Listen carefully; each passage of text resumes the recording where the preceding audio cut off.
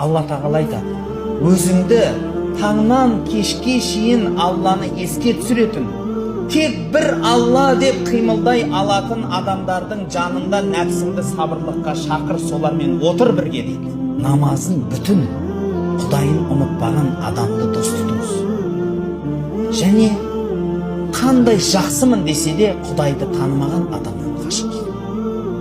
Сонда осы өмірде сіз дұрыс дос таңдайсыз, дұрыс араласатын орта таңдайсыз. Қанша жігіттер бар мен білемін, басында намаз оқыды, ораза тұтты, керемет болып жүрді да тастап кетті. Неден? Көпшілік адамның себебі араласқан қоршаған ортасынан.